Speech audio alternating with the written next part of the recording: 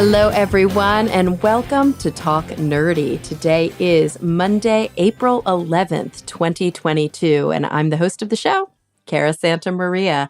And before we dive into this week's episode, I do want to thank those of you who make Talk Nerdy possible week after week after week after week. We are now in our, what is that, 1, 2, 3, 4, 5, 6, 7, 8, 9th year?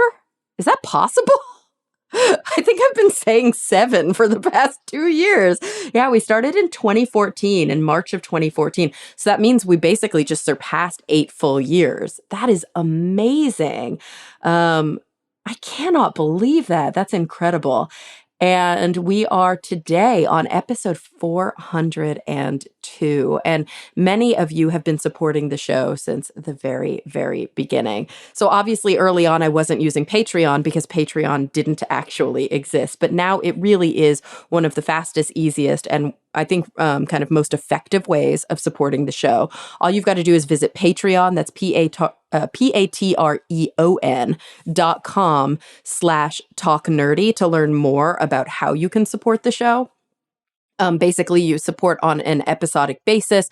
You can support with as little as like $1 or even less, really. But at the $2 or more level, you can get an ad-free version of the show, and then it just goes up from there. The top patrons this week include the coolest people in the universe: Daniel Lang, David J.E. Smith, Mary Neva, and then the coolest people in the galaxy: Brian Holden, Dudas Infinitas, Gabriel F. Jaramillo Gonzalez, June Sapara, Leonard Prince, and Ulrika Hagman. And there's so many more of you that it would take the whole episode to thank. So I just want to give you all a combined shout out and tell you I really couldn't do it without you.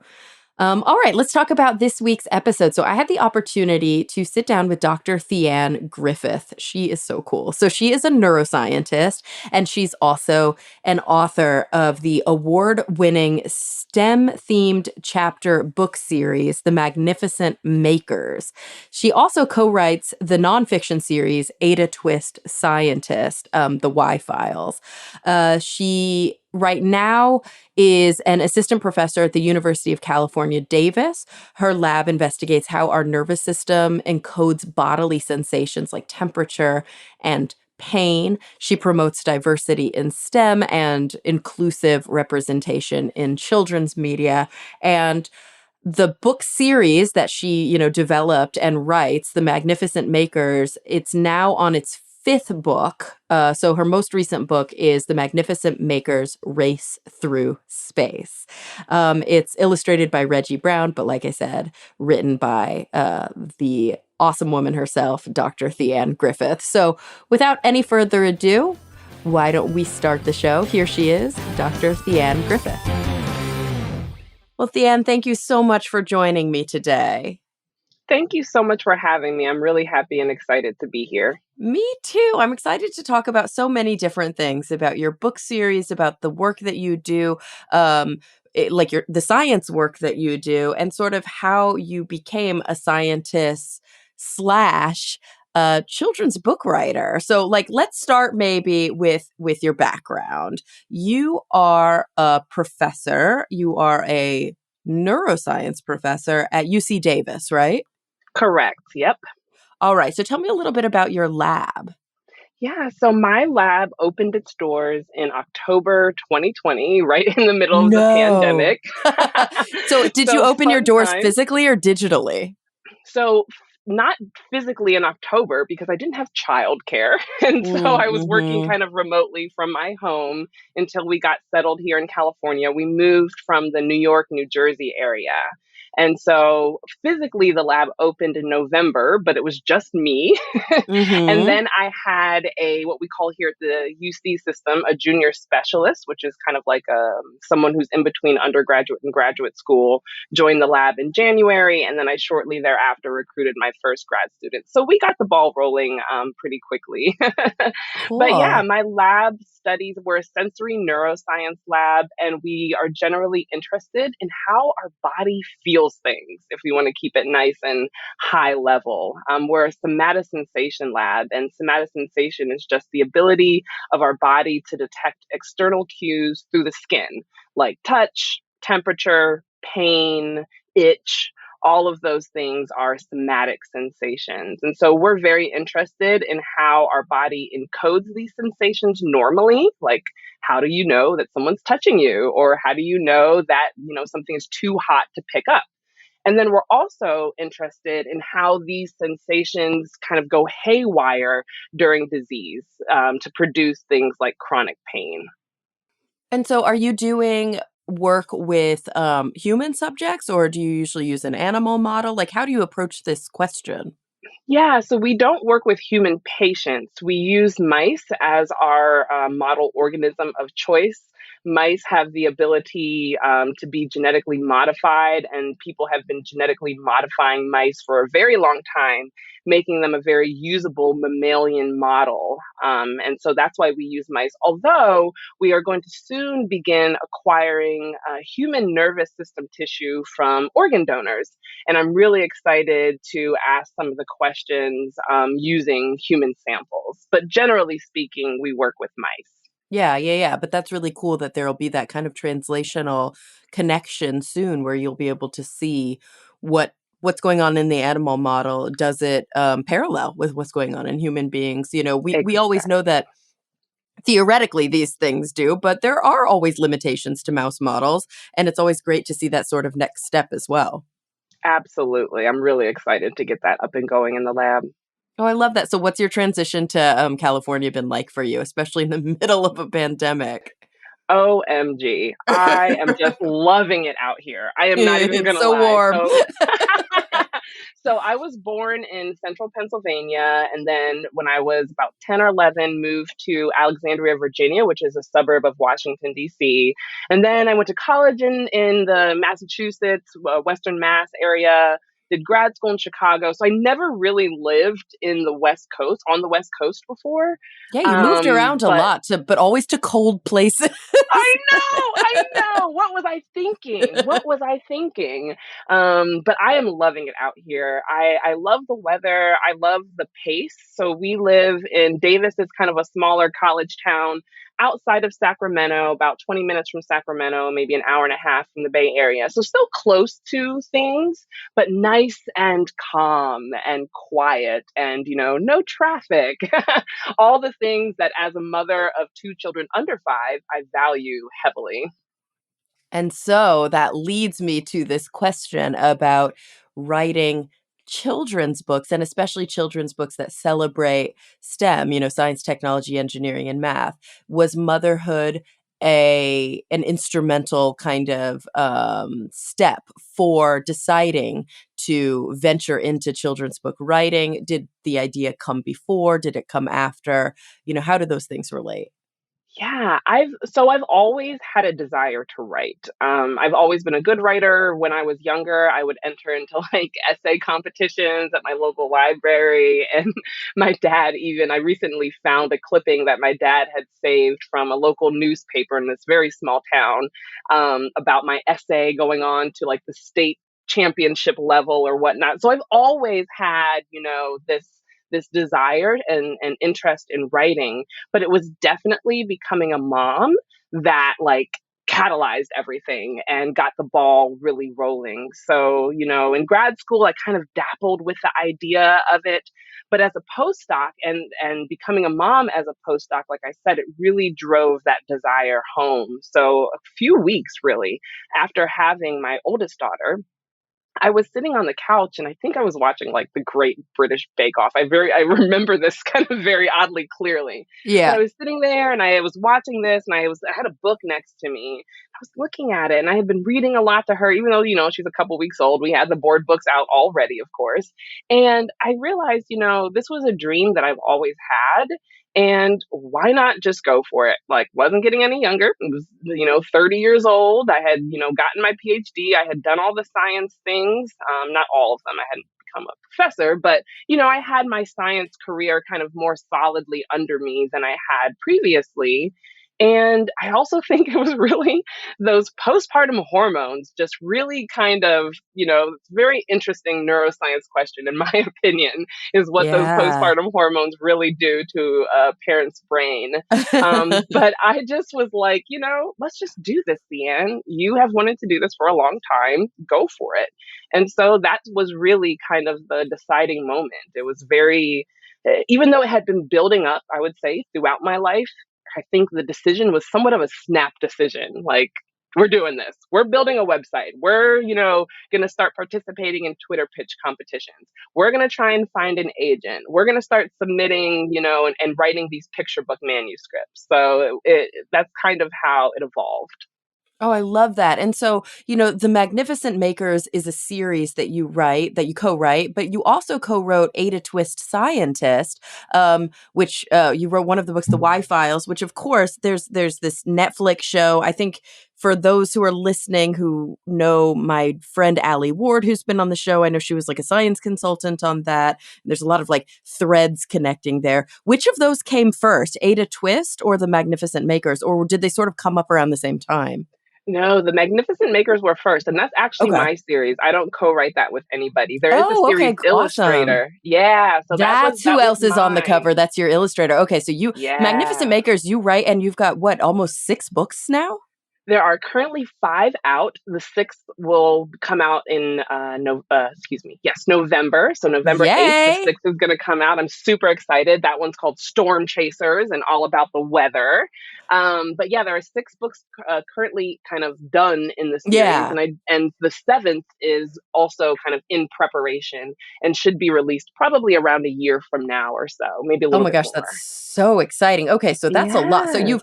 you've written 6, 5 are available already. The 7th is sort of in the works, and you co-wrote. Was it one of the Ada Twist series? So actually, Mhm. one is out. A second one will be coming out that's going to be about plants in the summer in July.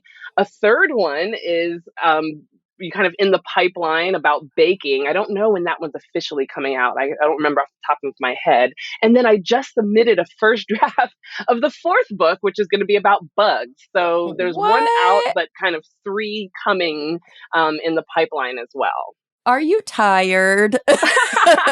Sometimes. That's Sometimes. amazing. That's so much work on top of obviously being a mom to young kiddos and of course running your own lab, which means you know collecting data, analyzing data, writing, publishing. Are you teaching as well?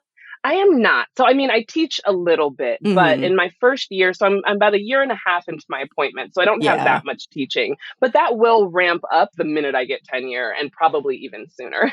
Yeah, yeah, I But, would assume I would so. I would say it's so fun writing these kids' books. And it's a little bit of an escape, a little bit of a creative escape. And the fact that they revolve around science, though, like it's an escape, but it's still kind of within this world that I'm working in, And it's just so Yeah. fun because it allows me to do a little bit of research on topics that I don't actually do research on in my lab, like bugs. I recently learned in writing this Ada Twist book on bugs about book lungs, and that's how spiders breathe. They're kind of like modified gills, and it's just things that I would never learn about, or perhaps I learned about when I was younger and have since forgotten. And so it's just so nice to dive into these other scientific worlds and kind of relearn things or learn things for the first time, and then figure out how to get kids excited about those things as well. Yeah, and of course we never really know something unless we can teach somebody else about it. And so what a wonderful opportunity to not just be able to learn kind of these new things or like you said relearn them. Maybe you got that back, in your biology training way back when, but to be able to relearn it and then kind of turn it into a story. And so that's what I would love to know is, when we talk about the Magnificent Makers, who are they? Who are these characters? Because of course they there's a continuing thread from book to book to book. Absolutely. So the two main characters in the series are Violet and Pablo. They're best friends, third graders at Newburgh Elementary, and they both love science. So Violet wants to be a boss of a laboratory when she grows up, and Pablo loves space. He dreams of becoming an astronaut. And so, when I'm writing these books, I have kind of two things that I take into consideration. One is the science and what the science topic is going to be about and what kids are going to learn scientifically. But then also, these books are fiction books. And so they're about the characters and what happens to those characters during the story and how they transform or grow. And so there's always kind of a life lesson or something along those lines that ties in with the science. And so a good example of that is in book one, How to Test a Friendship. That's all about food webs and ecosystems and food chains. And it's also about friendship and how friend circles are kind of like food chains, that everyone has their place. And if you remove somebody, it can kind of fall apart. And so in that book, Pablo gets a little bit jealous. So him and Violet are best friends, and he gets a little bit jealous of the new kid, who is Deepak, and Hmm. who also loves space. And they have like the same, outfit on for the first day of school. So Pablo gets in his feelings a little bit about all of that and has to realize that, it's okay to have more than one friend and that friend circles can grow and evolve. And again, that they're very much like ecosystems and everyone has their place. And so that's very much how I approach kind of weaving in science and story for the Magnificent Makers. It's a little bit different for the Y Files because in that case, I am co-writing this book with Andrea Beatty, who created the whole Ada Twist brand and the questionnaires and all of that good stuff. Yeah. And so in that case, I'm just really writing the nonfiction. And then she comes in and kind of weaves a story around my nonfiction. Oh, so And you're kind so of the science there, expert in writing those. yes, Yeah. exactly. And so there, what I'm trying to do is figure out what is the most fun information that I can present on this given topic. So for example, in this bug book that I just wrote, bugs, there's I could write like seven of those just on bugs alone and all of the cool facts. And so having to choose what to present and how to present it is really fun. And I think it's even made me a better like science writer for my research job, right? Because those are the Oh, same love that. decisions. Yeah, those are the same decisions I have to make when I'm writing a paper or writing a grant. How do I present these facts in kind of like story form such that they make sense even though it's not a fictional story, right? Right. Right. It's true because we are a story seeking species. And if we can present something in a narrative form with a plot, with a conflict and then a resolution, it's true. The consumers of that information are going to be much more um, engaged in that information. There's going to be much more weight to it. And of course, when we're talking about getting funding, writing grants, Absolutely. communicating why your science matters to not just the voting public, but all of the different stakeholders who ultimately hold those purse strings. Of course, it's incumbent that scientists be able to say, this is why I think my research should be funded. Exactly, exactly. And if you think about it too, like as scientists, we're always trained to tell a story. I cannot remember how many times I've heard that since I've started like actively pursuing a career in science. It's all about the story. And there are so many parallels between, even a fictional story and a science story, right? You have the same parts, beginning, middle, end. You have characters in your science story. It could be, the proteins that you're studying or the system or the circuit that you're studying, those are your characters. And you have main characters and you have supporting characters, and figuring out how to kind of what the relationship between those characters are is also important, right? Like there are just so many parallels. It's really fun to kind of see the, I guess I don't know if it's pattern is the right word or the structure behind all of these different forms of storytelling and seeing the differences, but also those common threads. It's just I don't know, like the science geek and the writing geek in me just gets really excited talking about this kind of stuff. Absolutely. And so, when we talk specifically about the Magnificent Makers, as we mentioned earlier, you have 5 different books in the series that are presently available. The 6th will be available later this year. The 7th is in the works. Who is this series for? Like, what's the age group that you're writing to? Yeah, this series, so the series is kind of branded as being for readers 7 to 10. So typically we're thinking second and third graders, maybe some fourth graders, and maybe some first graders. But really, it works as a read aloud for even kindergartners because there are Hmm. pictures, you know, and we Yeah. worked really hard to keep the word count down such that each page has some form of illustration on it, you know? And so if you have like a younger child who's really into reading and is kind of a little bit more advanced in that regard, then it works as a read aloud for them too. But the typical kind of age range is 7 to 10. Oh, I love that. And let's talk a little bit about the characters because really this is a character driven story. So you mentioned at the beginning that we've got Violet and Pablo. We meet Deepak early on, and Deepak kind of continues on in some of those books. And there are some teachers as well. I'm especially seeing. Tell me, okay, who is that Violet in the corner on the cover of The Great Germ Hunt? Because Violet and you have a lot in common. Is she modeled after anyone? So Violet on the Great Germ Hunt cover, Violet's the one kind of in the upper back of part portion of the book. And absolutely, Violet is 100% modeled after me. And that's for a couple of reasons. One, because when I was a kid, I wanted to see someone like me in books. You know what I mean? I wanted to see a little black girl who loves science with big, crazy, curly hair on the cover of books, and I didn't. Also, you know, I have a pretty strong personality. You know, I'm a bit of a daredevil, a little bit, if you might say. Like, I, you know, decided to, in addition to doing science, also start writing children's books. And I wove that into Violet as well. She's a little bit, she kind of likes to push the boundaries a little bit and sometimes makes mistakes in doing that. And sometimes hurts people's feelings in doing that. But she's very much a go getter, lots of energy, kind of less, I don't know if afraid is the right word, but very much, you know, just kind of, you know, goes for it. Whereas Pablo, on the other hand, he balances her out. So he's a little bit more pragmatic, a little bit more cautious. So, just to kind of give a little background on the books, in each book, they get a riddle from this kooky scientist named Dr. Chris.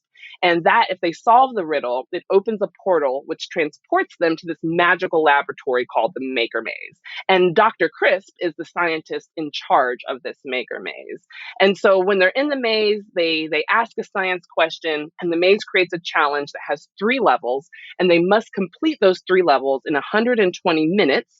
Otherwise, they don't get to come back. So there's always this kind of tension about finishing in time because it's so fun. They want to be able to come back for more science adventures. And Pablo is always the one that's keeping them on time. And they're always running low on time. And so Pablo has this very much, you know, we got to get this done. We got to kind of follow the rules, a little bit more of a square personality to balance out Violet's kind of enthusiasm, if you will. Yeah. Oh, I love that. When you were little, were you really into science, or is that something that came later in your life? Oh, I've always been into science. And I don't think I recognized it as such per se. Like, it wasn't like, oh, I want to run a lab since I didn't have that aspiration since I was a kid. But I've always been fascinated with life and like biology and how the life systems around me work, how my own human body, you know, worked. And so for a long time, I wanted to be a veterinarian. Then it kind of morphed into a doctor. And I kind of had this doctor thing probably through high school a bit. But both my parents were actually academics, not in the sciences, but my mother was a sociologist and my father an economist. And they taught at universities. And so this Okay. kind of academic world was always present in my life. And I think as I got a little bit older, I realized that, you know, academics didn't just do like humanities or social sciences, but they also did like hard science and bench Yeah. science. And then also I took AP biology as a junior. And during that class, we had a unit through like a 3-week unit on neuroscience. And I had never like thought about neuroscience as a field before. I knew we had a brain, but that was like the extent of what I thought about neuroscience, you know? And I learned about so sorry for the audience if this gets a little technical, but I learned about something called the sodium potassium pump. Oh And what yeah. that does is it allows our nervous system to communicate using electricity. And once I found out that our nervous system works like based on electricity and electrical signaling, I was like, oh my gosh, this is so cool. I need to know more about this. And that really kind of set the trajectory for my career as a neuroscientist. But I've always had that interest in science. It just kind of morphed towards neuroscience and academic research as I got older. And so having parents who, worked in academia, who sort of normalized the experience of academic careers, I can imagine that that helped maybe to combat some of the social pressures and the social sort of stereotype threat and the things that often plague not just young people of color, but also young women. So especially being a young woman of color, I mean, I myself am a white woman, I'm a Puerto Rican white woman. And when I was a little kid, I just didn't see science as an option for me. I discovered it maybe in college is probably when I really started to see that this was a viable career path. And I started to see that kind of representation. But I think back to when I was a child, and sure, I was watching, the Magic School Bus and Barney. I'm trying to think of what was, I was an early 80s baby. So like the things that were sort Yep. of instrumental for me. But there were no No. stories about kids like me who Mm-mm. from the time they were young were into science. That was just for little boys. Exactly, exactly. That's a very interesting question because I think on one hand, yes, having two academic parents, I, I was very comfortable with the academic world. There was obviously a lot of focus. My dad's also West Indian. And so, if any of my listeners know anything about West Indian culture, it is all about education and academics and excelling academically. So, that was Yeah. very much I wouldn't say it was a pressure, but it was like a way of being. That was the environment in which I was raised very much. But one thing is, my mother was white. And so I didn't have in my household a a a black woman Mm-hmm. figure Yeah. that was, successful academically. I did have my dad, but not in my mom. I didn't have that representation. Yeah. And also, I it's probably the story of just about every other, black woman or underrepresented person trying to make a career in science. You hear messages from I don't even know how old about how anything that you achieve was given to you. Any success was because, it's easier for you because everyone wants to promote diversity and so they're being nice to you or they're giving you a handout. Yeah, which And is so insane because it's it is literally the nuts. opposite. Yeah, it's like literally anything you achieve is because you had to fight tooth and nail to get there. Absolutely. Yeah. Yeah. Absolutely. And all of, these special awards and stuff for underrepresented scientists that I got a lot of flack for as a graduate student are competitive. These are Yeah. not like everyone that applies gets it. There is still a 10, 15, max 20% success rate within these groups anyway. So And the I whole point of digress. them is to attempt to level the playing field Yes. even a teeny tiny bit, even though obviously they barely make a dent. So yes, I digress too. Exactly. Exactly. So, I guess what I'm trying to say is that I did have model parents, but I also lived in a world that is fundamentally racist and sexist, I guess. Yes, And yes. so that those external factors definitely compounded my imposter syndrome. And actually, I don't think I realized this until I was in my position as an assistant professor. You know, I was made to do this, and not because of my parents' professions, although I'm obviously that will influence, but I love all the parts of my job. I love the research. I love the teaching and engaging with the members of my lab and the training of them and the promoting of their careers. I even like some of the service work because I like making systems better. You know what I mean? I like changing things and making them work better. So I literally love every facet of my job. and somehow still felt that maybe I wasn't cut out for it. Maybe I didn't have what it takes. And that Oh, was just what a absurd. bummer. Yeah, It and was that's all just absurd. internalized from the messaging we hear from the time we're Absolutely. tiny. Absolutely, which is a huge, huge motivating factor for me in writing these books because I don't want future generations of brown and black kids to feel that way, you know? And also importantly, I also want future generations of white children to not perpetuate those messages to their peers. I want the white children also to have representation and see that anybody can become a scientist and not have these weird preconceived notions that we in the end all kind of had. I too am a mid 80s baby, right? So Mhm. we grew up with all of this crap, in my Yeah. opinion, that Yeah. just told us about who could do what, where, and how. And I want to fundamentally change that for all children, right? I don't just write books Absolutely. for black kids. I don't just write books for brown kids. I write books for all kids featuring brown and black characters to kind of debunk a lot of these stereotypes that unfortunately permeate our society. I think that's such an important point to be making too, because so often I think when we do see these incredible opportunities, whether it be in mainstream television or film, whether it be in literature and especially literature for children, right? So kind of exposure early on. I think very often there's this, kind of ethnocentric, monocultural, this like white normative view that books that feature ethnic minority children are for ethnic minority Yes. readers. And it's so Yes. frustrating. Oh gosh, yes.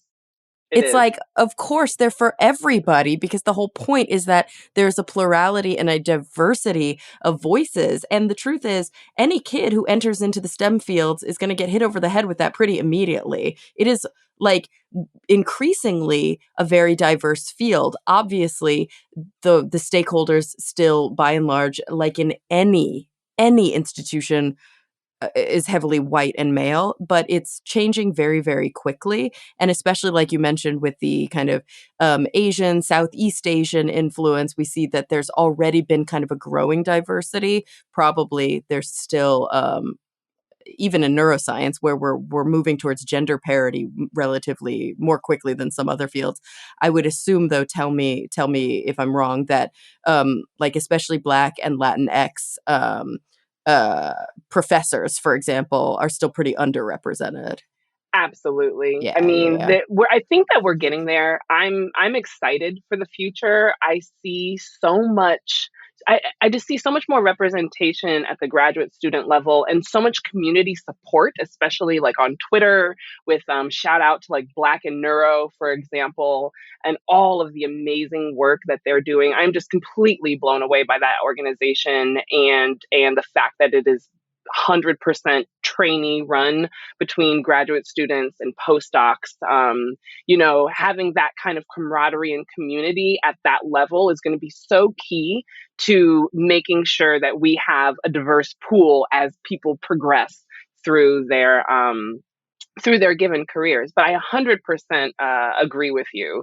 There is definitely this kind of ethnocentrism around science and around how we see, around the kinds of books that are written for children in the scientific realm. But that being said, I also see a lot of progress there. Yeah, I yeah, yeah. definitely don't want to sound like we're not making any progress. Things are light years better than what they were when I was coming up, like in the 90s. Oh, Lord. Like sometimes Yeah, I it was look back at the 90s and feel like, man, we were just like a few years out from the 60s because it really wasn't right. that great, All you science know? representation in the 90s was little white boys, right? For kids, at least. Science, kids programming was all little white boys and like kooky mad scientist type characters. And then there was actually if you go back and watch like 90s comedies, like especially like the teen comedies and stuff like that, they were overtly racist and sexist. Overtly. It is Overtly. Yeah, like embarrassingly. unbelievable. When I go Yeah. back and like watch these movies that give me nostalgia, I Uh-huh. I almost can't Yeah, because they're it's like like, cringy. geez, what was I Yeah. watching as a child? And again, internalizing all of these Mhm. messages. It Yeah, is because how could we it is not? Of course, how could you not? If that's what you're, if that is the media that you are presented with, how can you not internalize that? So things are much better. I think there's a lot more representation in children's books. For example, you see a lot more brown and black characters featured on books and in book covers. What I'm hoping to see is a concomitant increase in the number of black creatives who are making and creating those characters and getting, acknowledgement for their Yeah, work. But nonetheless, I'm really happy to see the change in representation that we're observing. And I hope and I think that we're on a good path. As I sit here talking with you, I'm looking at a picture that my daughters, who at the time was about 4.5, drew for Kwanzaa at daycare. They were doing this like celebration of Kwanzaa. And so this word was about self determination and deciding what you want to be and do. And she hmm, wrote that she wanted to be a scientist, which is, I have no idea if that's, she probably just said that because she's still in the phase where she wants to be like me. But more yeah, importantly, what she drew Ada Twist, scientist. She drew a little black girl with two puffball pigtails, and she drew like several of them. And in her mind, that is a scientist, and that's where I feel like we're getting there. You know what I mean? When she's asked to absolutely, draw a scientist, her vision of a scientist is a little black girl. Like yeah. I just it was just I could almost get emotional, sitting here thinking about it.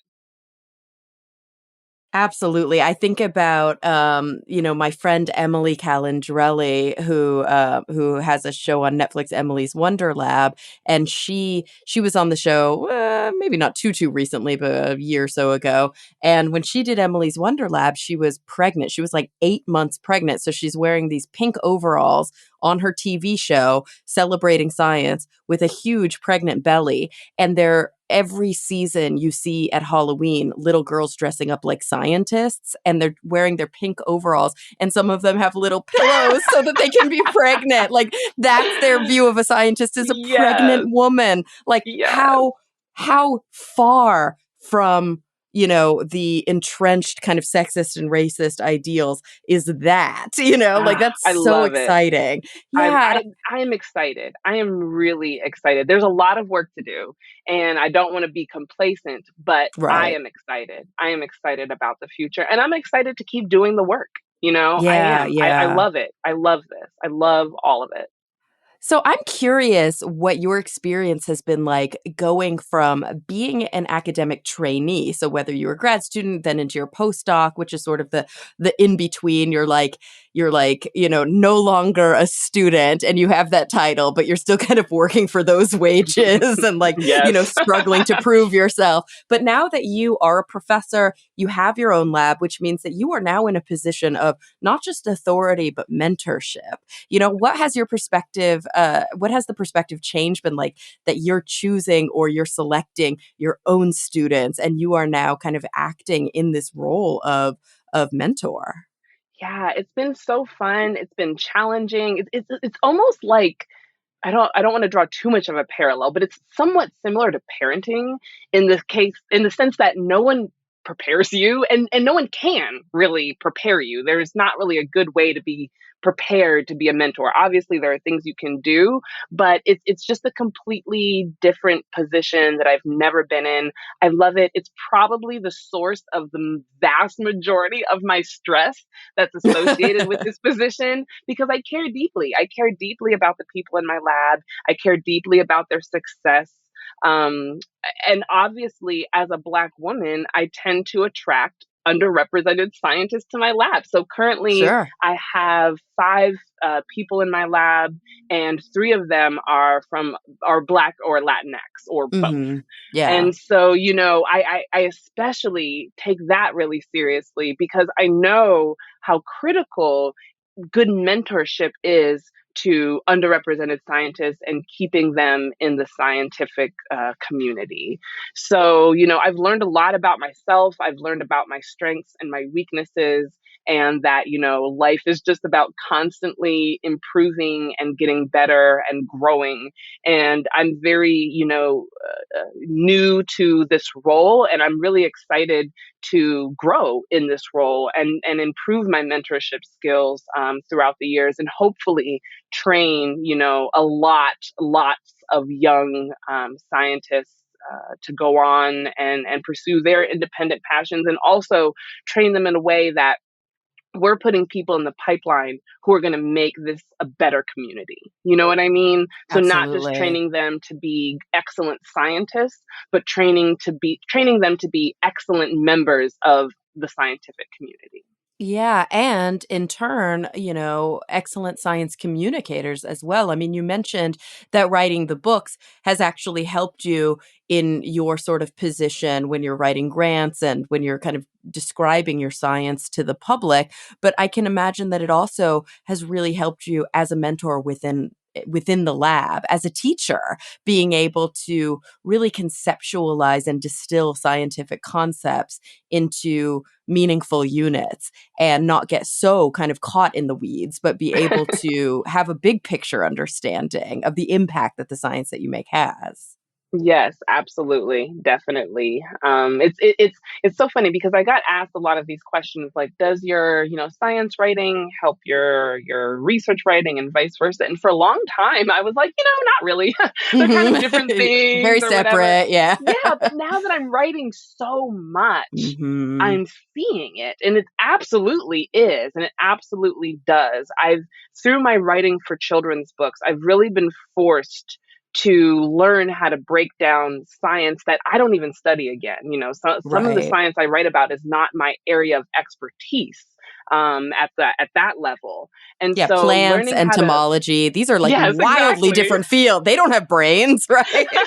They Yeah. do, they're just weird. Yeah, exactly. They have these Sometimes little they're like in their clusters of throat or cells. something like Yeah, that. yeah. so yeah, learning to break down those concepts, I think, has absolutely helped me learn to break down certain concepts for my trainees, and also, working with editors. So Mhm. traditional publishing, there's a lot of parallels with like academic science publishing, but one thing that is not parallel is that editors in traditional publishing, like the kids book world, they're so nice. They're so like, they give you such nice, careful, cautious feedback. And in the academic world, it's like, oh no, you need to redo this. You're burying the lead. This isn't exciting. Like, it's just so much more blunt. And I've Yeah. learned, I think, how to marry those two. Like, I need to be a little bit more direct than my editors are when they give me feedback, because this isn't so much about creative point of view. This is more about facts, right? And so I do have to be a little bit more direct, but I've learned how to, I shouldn't say I've learned, I am learning how to edit in a way that brings out the best in the person who is writing, right? And to give firm and solid, but kind of, um I don't actually know what the word is, but give feedback that helps the person grow as a reader, instead of just pointing out, everything that they need to fix. I don't know if that Yeah, makes yeah, sense yeah. or not. Yeah, like being more constructive Yes. than just kind of, I guess, focusing on the negative, but saying, this is where the strengths are and this is where you can lean in a little bit more. Exactly, and Yeah. also being a little bit more open-ended in my Mhm. editorial feedback, instead of saying, "Do it like this," saying, "I think we can do this better.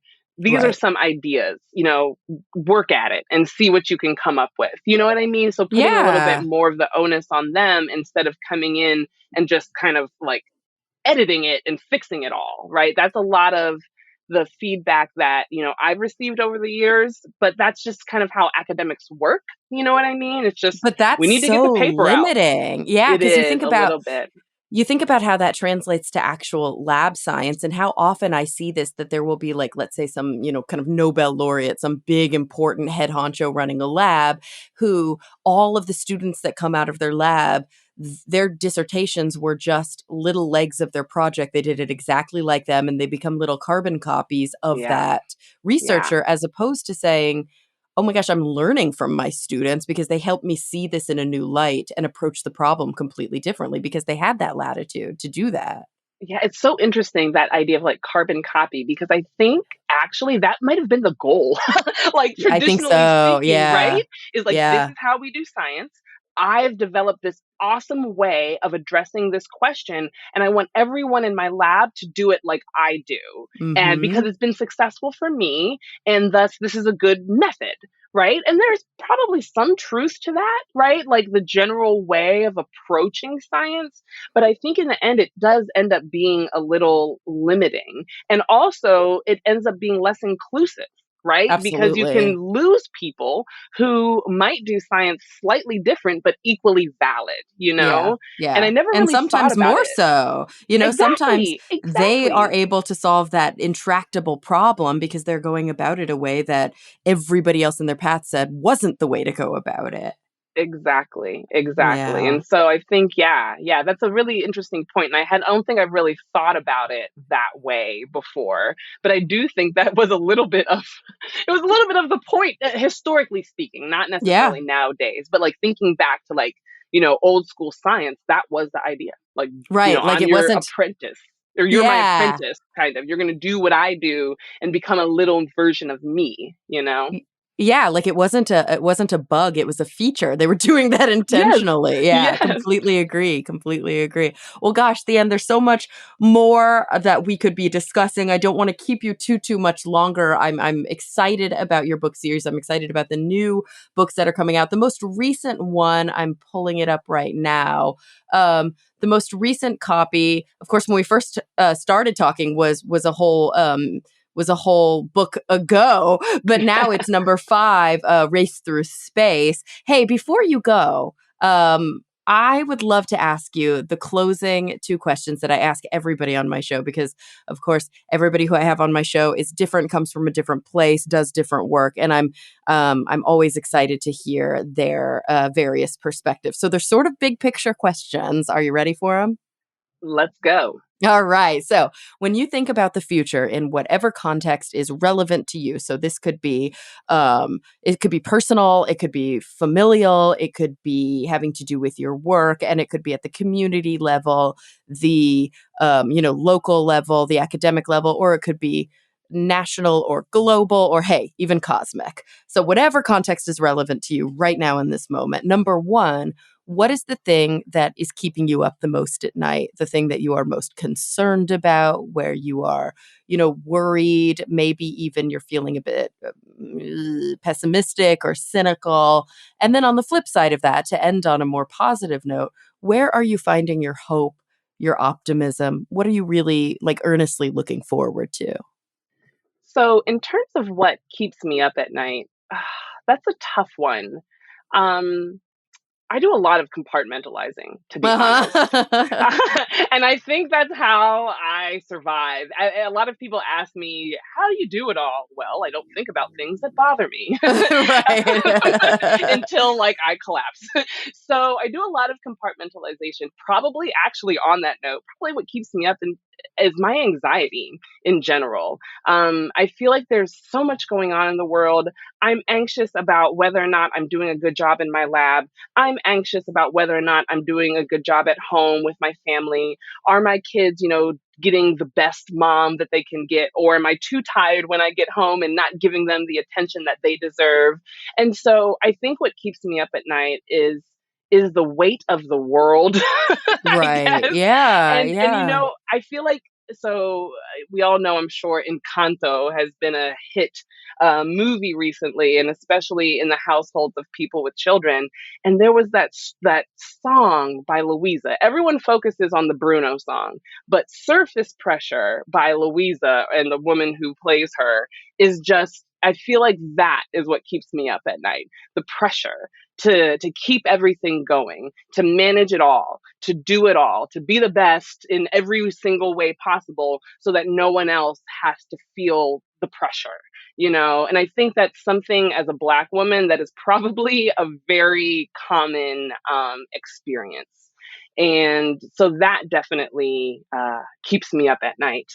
That being said, I think the things that I'm looking forward to, it's like the flip side of that. So what keeps me up at night are all these things that I'm trying to do and feeling like perhaps I'm not doing them the best, or just taking on a lot of, like, almost too much responsibility, or whatever you want to call it. But on the flip side of that, seeing the change, seeing my daughter draw a little black girl with two puffball pigtails as an image of a scientist, seeing all of these children look up to me as a scientist and as an author, and being unbothered by the fact that my books feature kids that may or may not look like them. You know what I mean? All of the change and progress that I'm seeing kind of balances out that anxiety and pressure that I have about whether what I'm doing is enough. Yeah. Yeah. Ugh, I love it. Thank you so much for being here. Everybody, the books are The Magnificent Makers. Number 1, How to Test a Friendship. Number 2, Brain Trouble.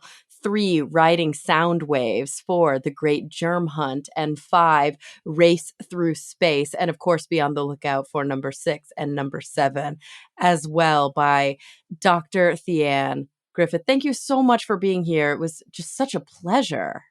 Thank you so much for having me. This was a really, really fun and awesome conversation. Absolutely. And everyone listening, thank you for coming back week after week. I'm really looking forward to the next time we all get together to talk nerdy.